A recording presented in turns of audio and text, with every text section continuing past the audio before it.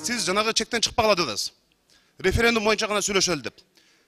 Біз Конституцияның мына жаңы долбоорун алдыбызганда эмне үчүн таштадыңар? Біз ушуну талкуулашыбыз керек да. Жемне біз эмне бензиндин кымбаттап атканын, жарандык коомго куугунтукту анан башка эмнени талкуулайлы?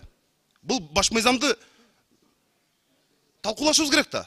Анда эгерде ойлорубузду укпайбыз, таптакыр эле десеңер, анда өткөрүп койгула. Ансыз деле биз сунуштарды бере албайт экенбиз азыр.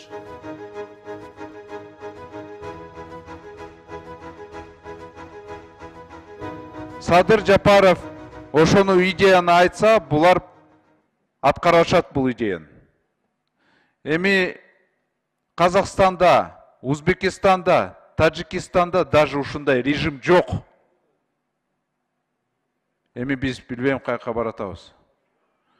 5 жылдан кийин, биз мейли мына 5 айдан кийин кетебиз. 5 жылдан кийин депутаттар көбүнчө ыйлашат да.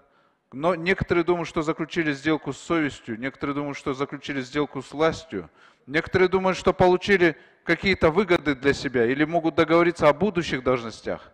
Но это вам вернется в другом виде. Поэтому можно думать, что бесконечно можно вертеться вокруг власти, но рано или поздно солнце обжигает, и обжигает очень больно. Президент, говорите, за все отвечает, в то же время пункты есть. Президент, в случае чего, возлагает ответственность на председателя кабинета министров. Это же обман. Джонли алдаватасыңар да. Кайсы персоналдык жоопкерчилик жок президенттики. Эта конституция обернется горем для нашего народа, поверьте мне. И отвечать будете вы, как инициаторы. Вы должны это помнить. Это не историческая миссия ваша, это будет антимиссия ваша. Талант Турдумаматович, биринчи документте 65 депутаттын колу турат. Анан айтып коюңуздарчы, Акматов, Алмаз. Кечели жер көрдүк го, ал кантип кол койду? Өлүп калган кишини кантип кол койдуңар? 1 мартта ал кантип кол койду? Дүйнө салып кетти го. Кубанычбек Жумалиев түрмөдө жатыр, кантип кол койду? Мына карачы документ.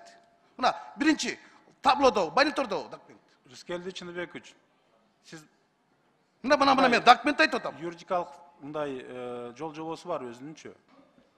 Документ биз мындайда капка шибеген салып алып келдиңер да. Референдум жөнүндө мыйзам деп турсуздар, баш мыйзамды киргизип атасыңар.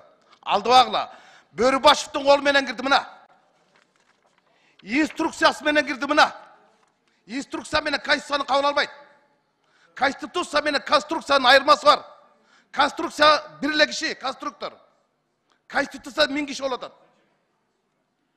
Анан Бөрүбашев менен киргизип, жогорку кеңешке комитеттен чыкканда бир дагы депутаттын фамилиясы жок кирди. 80 депутаттын фамилиясы жок. Мурдагы демилгелеген 80 депутат демилген мыйзам башка, азыркы кирген мыйзам башка болот атат. Ошон үчүн бирөөдүн унчу калбай турат. Мына Талант Турдумаматович, сиздин өзүңүздүн 20 ноябрда жарлыгыңызды окуп коюңуз.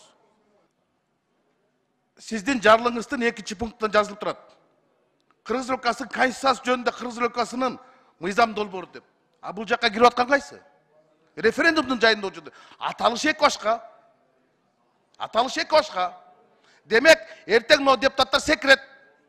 Мен ал мыйзамга кол койгон эмесмин, мен колум көргөзчү депчи. Өтпөйт бул.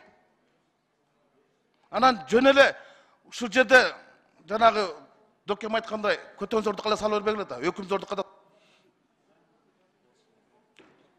Оюңузду бүтүрүп алыңыз 10 секунд. Элдин талабы да атпайсыңар. Элдин талабы жок, элдин аттан бир кайрылууду киргизип келечи кана көрөйүн. Элдин талабы курултай болчу, курултайды киргизген жоксуңар. Элди дагы кидайт еттиңер. Чын-чынына келгенде. Бизди дагы кидайт этип атасыңар.